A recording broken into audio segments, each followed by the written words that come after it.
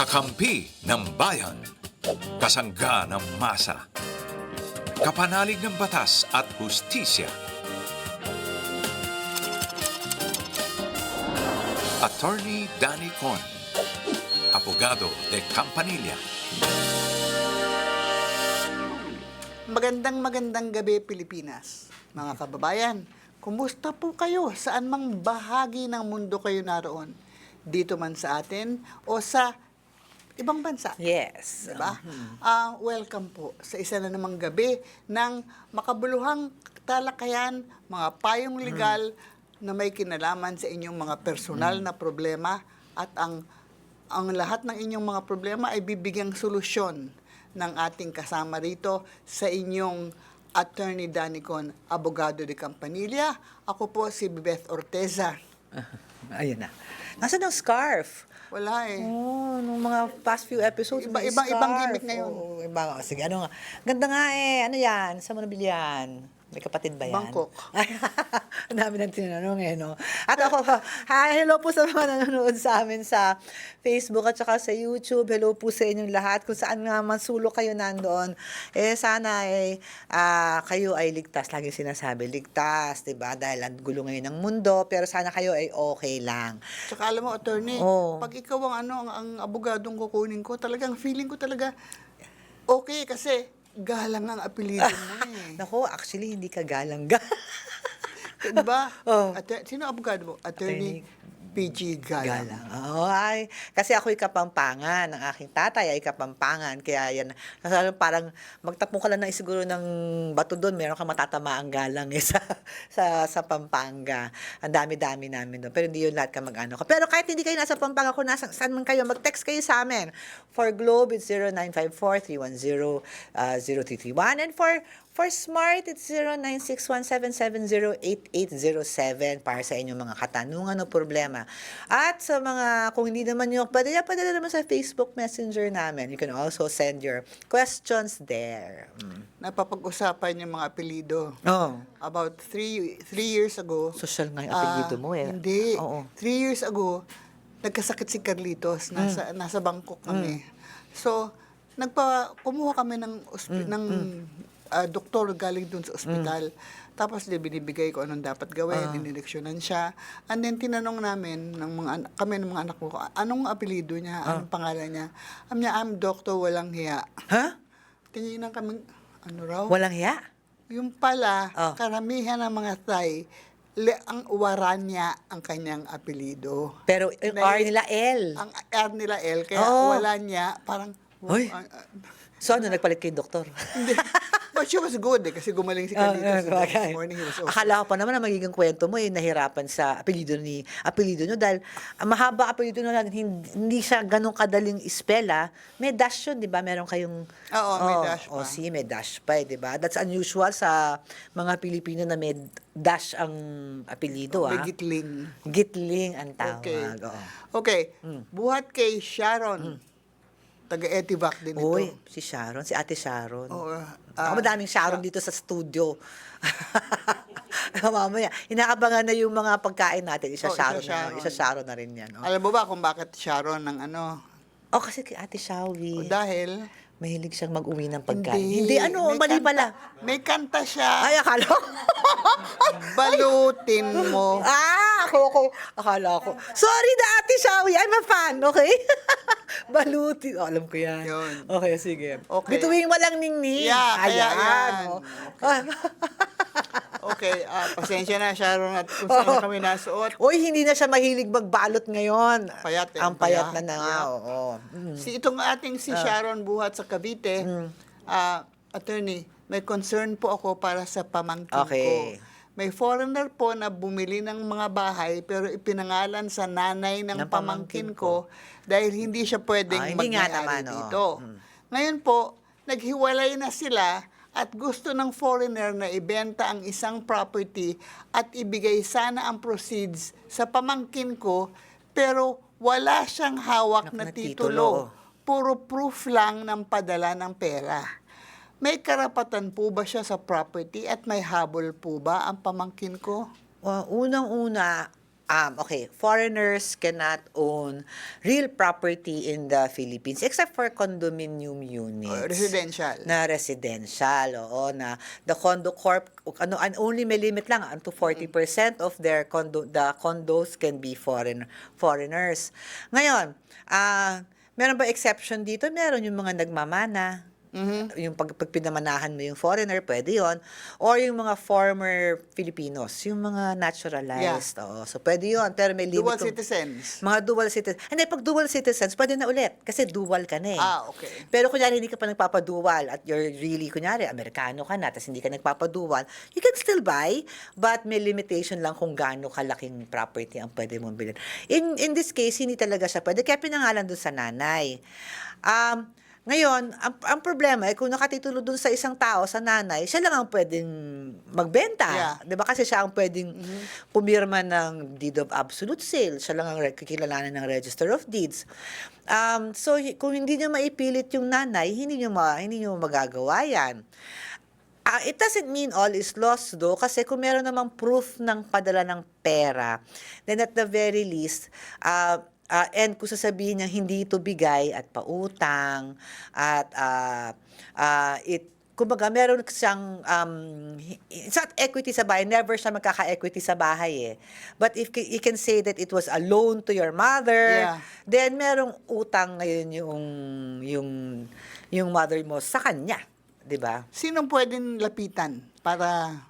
Well, para dito, siguro lapitan niyo yung nanay. Baka naman pumayag yung actual title holder kung alam naman niya pinangalan lang sa kanya at hindi na pero ibenta niya tapos yun yung proceeds dun sa foreigner. Pero the foreigner doesn't own it eh. Yeah. So, Buti pa nga yung residential property, pero lalong-lalo na mas mahigpit ang rules sa mga arable lands. di ba? yes, oo eh. There are other countries that allow foreign ownership of real property. As in talagang lote. Pero sa Pilipinas hindi pa. Sa under our constitution, it is not allowed. Okay. Okay, diretso na tayo sa ating caller. Taga Bulacan, si Ania. Ganda naman ang pangalan niya. Ania. Hello, Ania. Hello po. Hi, Ania. Ano matutulong namin sa'yo? Lakasan mo yung boses mo, ha? Bali, dalawa Yeah. po kasi yung question ko. O, sige, ano yung una muna? Yung una po is makakasuhan po ba ako ng adultery Mm? if wala na po kami ng bagong partner ko.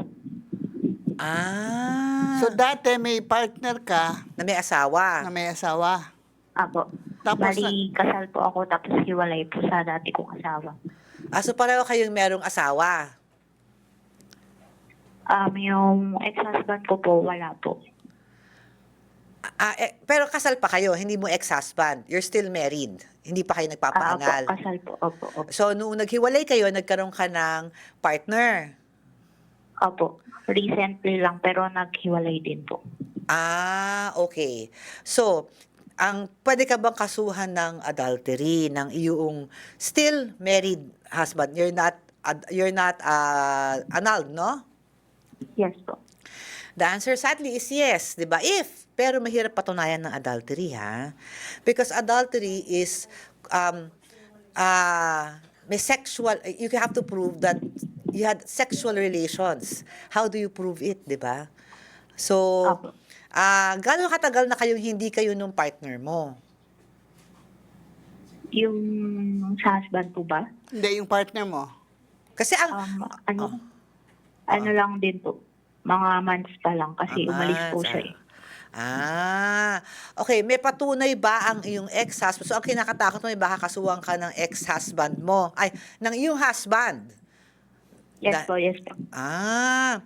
Maaari niyang gawin yun kung mapapatunayan niya without, na kayo ay nagsiping nung kahit na ex-partner mo. Opo. At hindi kanya pinapatawad. Kung may pruweba siyang ganon, the answer is yes, Ania. So sana Yes, sana magpaanal na kayo kung ganun na rin lang ang sitwasyon nyo. So, ano ang second question mo? Yung second question ko po is, may anak po kasi kami ng husband ko. Ngayon, pilit niya pong kinukuha sa akin yung bata. Ilang taon na yung bata? 4 years old po. Ay, hindi. okay. Unang-una, pero actually ganito yun ha. Since you are still tanong ko po. sige, tuloy mo. Ang tanong ko po is, kung makukuha niya po yung custody ng bata. Okay, ganito yan ha. Since you are still legally married, 'di ba? Ang sa family code kasi joint ang for those who are still legally married, joint ang custody ng mother and father. So, nag-a-apply lang yan pag yung tender years rule, which is 7 years and below, na absolutely sa nanay kung hiwalay na. Kung hiwalay na. Apo. Pero since hindi naman pa kayo hiwalay, your husband has as much equal rights to the child as you do. Ganon. But, 'di ba? Always, pag kayo ganyan, separated in fact, hinihingi niya yung anak mo sa'yo, pag kayo'y naglaban sa korte, kunyari kinuha niya sa'yo yan, between you and your husband, pag tender years, always the mother. Pag Lamang below ka. 7 years, Oo. lamang ka doon, Ania. Opo. So, Ania, I think ang problema mo is that, matagal na ba kayong hiwalay ng asawa mo? Ilan? 4 years. 4 years. Ako 4 years. Simula nung pinanganak yung anak mo? Kasi 4 years old lang yung anak mo. Yes po. Di ba? Okay. So parang nagkakaroon ka ng kaba na kahit matagal na kayong hiwalay, Eh, bakit naman niya gugustuhin yun kung... bakit kakasuhan ka? I think baka kasuhan siya Just to para get lang makuha yung yes, custody parang ng bata. yun ba ang mangyayari doon, Ania, na he's gonna use yung adultery charges as leverage na ibigay mo sa kanya yung anak nyo?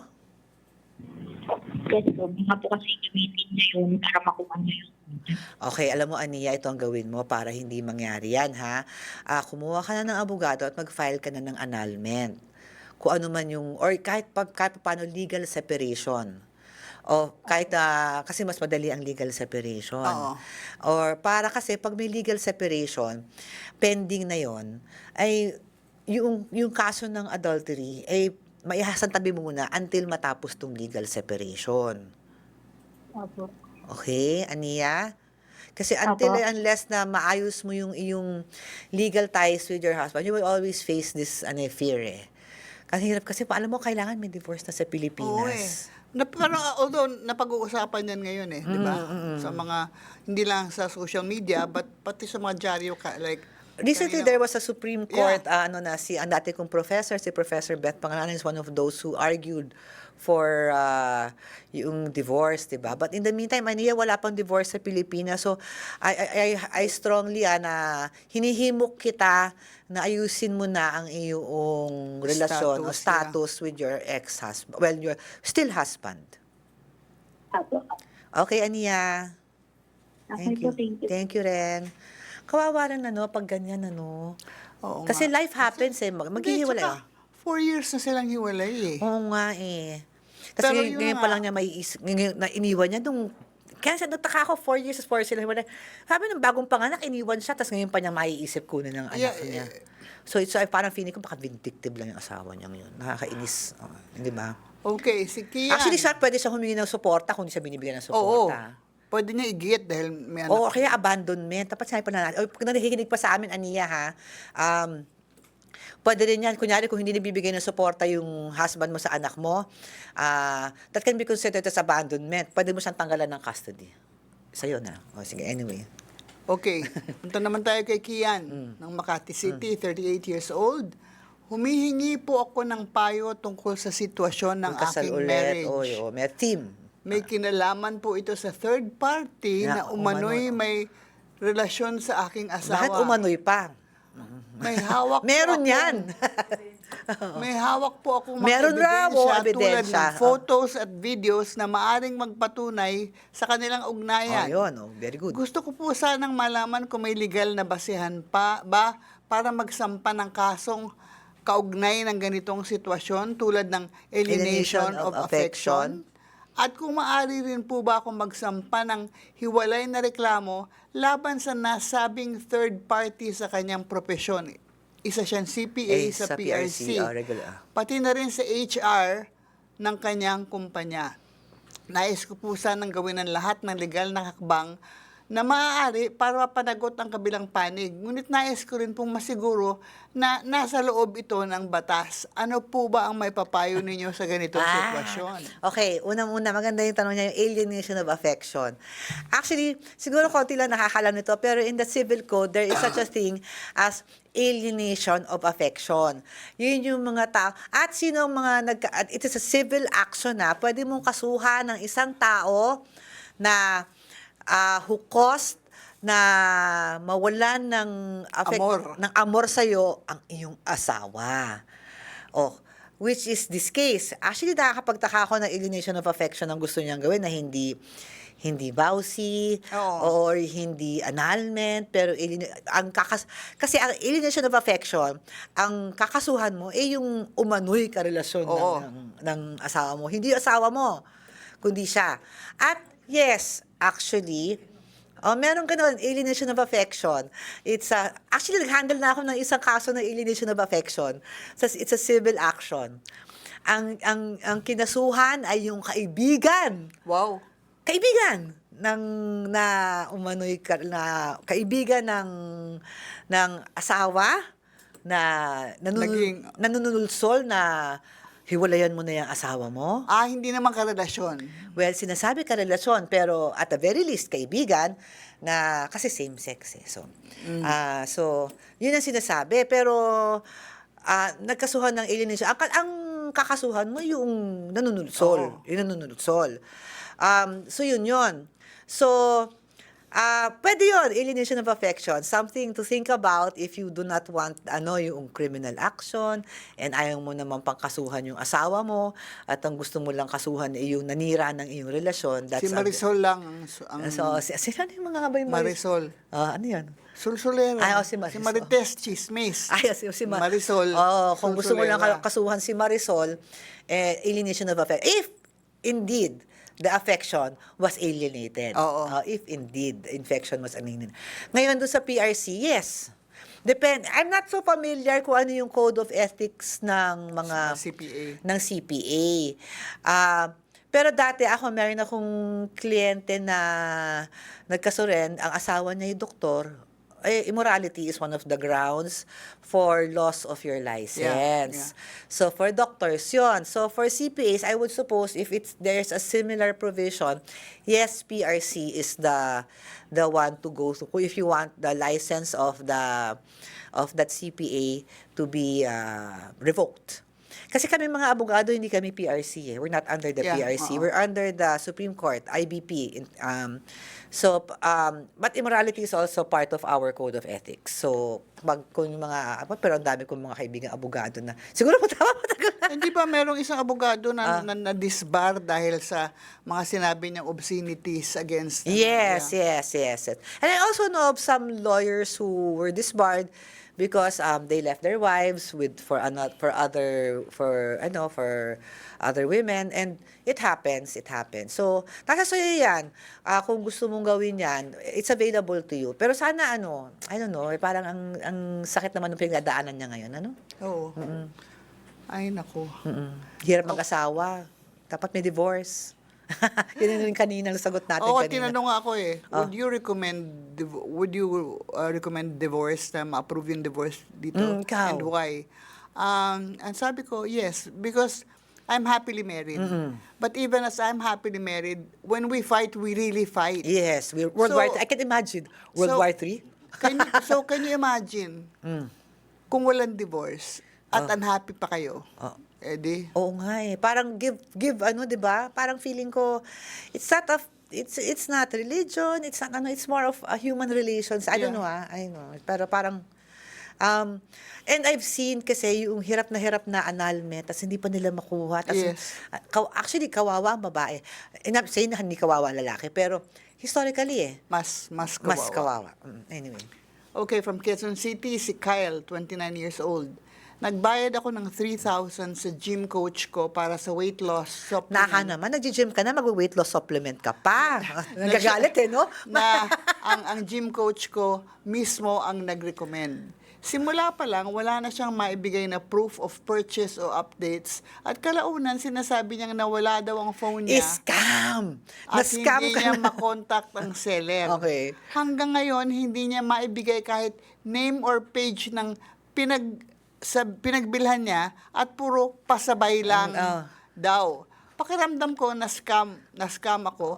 Pero tuloy pa rin ang communication namin habang nag-gather ako ng info. Ano ang best legal step na pwede kong gawin laban sa kanya? Alam mo, madaming legal step, pero for 3,000 pesos, hindi ko alam Oo. kung marirecommend ko yung mga legal steps eh. Alam mo kasi kung 3,000 pesos yan, ay ayoko nang mag-legal steps yan. Ay, kahit na alam mo namang meron, di ba? Dahil gusto mo bang mangolekta ng 3,000? 'Di ba? Parang dahil kahit nasabihin natin na meron, there are certain things in life na siguro lesson learned. Yeah, gano'n na nga. Lesson learned na Lesson lamang. learned na lang yan. Unang-una, nag-gym ka na, bakit ka bumibili ng weight loss supplement? Tapos hindi mo pa sigurado kung FDA approved yan. Yeah. Baka mamaya may ikaw pa mapahamak. Ma-damage pa yung O, health lalo. actually, ang gawin mo, siguro kung yung 3,000 suntok sa buwan na mahulay mo. Pero kung gym yan, ito ang masasabi ko sa'yo. Not legal steps. Kung ikaw ay nag-gym at yan ay empleyado ng gym, ireklamo mo doon sa may-ari ng gym. Correct. Kasi, bakit siya naglalako ng weight loss supplement? Instructor siya sa gym. Baka mamaya, liability, masama yan dun sa may-ari ng gym na baka sabihin ng mga ibang mga pupunta niya, sila ay market or nagbebenta ng mga gamot na hindi naman Correct. pala approved ng FDA. Ito hindi man lang, the question is not even kung approved eh. Parang Talagang- hindi mabili. Oo. Kaya lang kasi, Nagbigay siya ng 3,000. Oo. Tapos, Oo. asan di pa dumadating, hindi ko malaman. Syempre, you can always collect, but for 3,000, I don't know, parang feeling ko, I would suggest not, lesson learned. But kung ayaw mo na siya makascam ulit, ireklamo mo dun sa may-ari ng gym. At huwag ka na ulit bumili ng weight loss supplements, please. Di ba?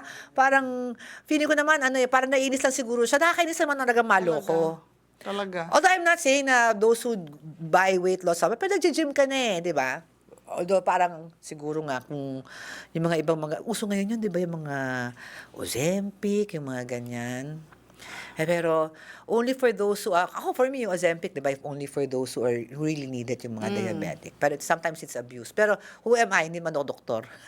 Hindi man ako doktor, pero my God, kung ikaw, magkakaso ka ba for 3,000? Hindi. Hindi na, di ba? Hindi. Magkukunwari na lang ako na nagpagas ako sa kotse ko. Ay, actually, parang yun nga, feeling ko, mas ninanakawan tayo. Di ba?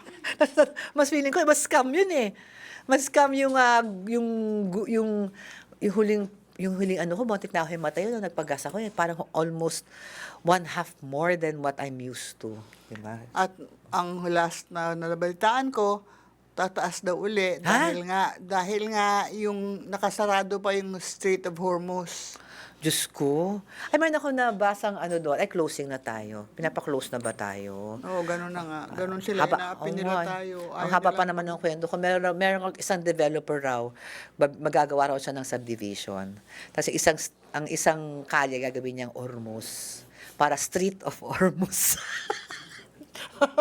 Ay ko, para masasabi niya na nakatira siya sa Street of Ormus. So on Diba? that joke, we would like to say sa lahat po ng mga nag-text at nag-message sa amin sa aming Facebook page, pagpatuloy niyo yung panonood sa amin dahil darating din ang panahon na maririnig nyo na lang na aming pinag-uusapan na ang problema na hinihingaan ninyo ng legal na solusyon. Ito po si Bebeth Orteza. Ayan. Walang scarf, hindi ako naniniwala. At Ang inyong abogada de Campanilla, si Attorney PG. Bye!